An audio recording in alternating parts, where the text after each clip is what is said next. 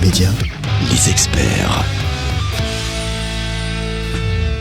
Excellent mardi à tous. Vous le savez, le mardi, on parle droit de la consommation. Lui, il nous éclaire sur les droits des consommateurs et les conflits rencontrés chaque jour. C'est notre avocat chez Protecta, Michele Baronnet, qui est avec nous dans Les Experts. Bonjour. Bonjour. Nous allons parler aujourd'hui de la location. Près des 3/4 des ménages en Suisse vivent dans un logement en location. Alors, il y a certes le loyer à payer, mais il y a également d'autres charges annexes, charges et accessoires que le locataire doit payer en plus du loyer. Tout d'abord, Michele Baronnet, quelles sont ces charges ou accessoires ? La plupart du temps, c'est les charges liées aux frais de chauffage, à l'eau, chaude, froide. Mais il peut y avoir toutes sortes de charges qui sont prévues dans le contrat. Par exemple, les frais de conciergerie, l'électricité des locaux communs. Ce sont divers postes qui doivent figurer dans le bail pour qu'ils soient facturés dans les charges. Alors ces charges, elles peuvent être perçues de deux manières. Le plus souvent, c'est des acomptes. Vous payez chaque mois une certaine somme, puis vous recevez un décompte. Et en fonction des frais qu'il y a eu durant l'année, vous devez débourser un peu plus ou avoir un remboursement, contrairement au forfait où vous payez tout le temps la même somme et puis indépendamment du fait qu'il y ait eu plus ou moins de frais durant l'année. Quand le bailleur doit fournir le décompte des charges du locataire ?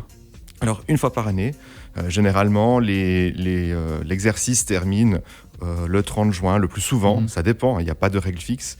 Et puis encore, il faut quelques temps pour que le bailleur, la régie, établisse le décompte. Généralement, c'est quelques mois après la fin de l'exercice. Imaginons le 30 juin, 3 mois plus tard, vous devrez recevoir. Il n'y a pas de règle fixe sur le délai.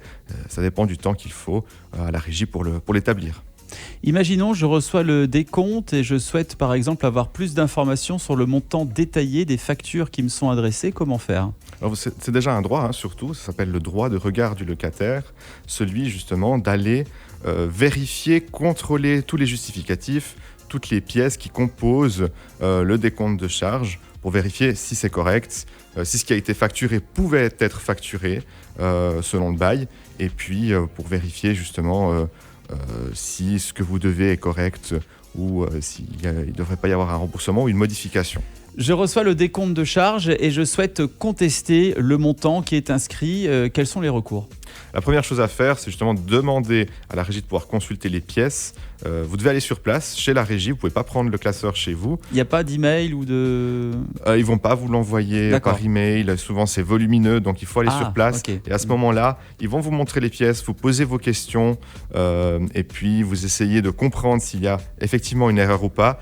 Après ça, si vous n'êtes toujours pas satisfait de la réponse, si effectivement tout n'est pas éclairci, je vous conseille de faire un courrier recommandé dans lequel vous contestez tout ou partie des charges et quel point spécifique. Faites-le justement de préférence par écrit et par recommandé. Dans ce cas-là, pour avoir une trace, les mails ne sont pas suffisants.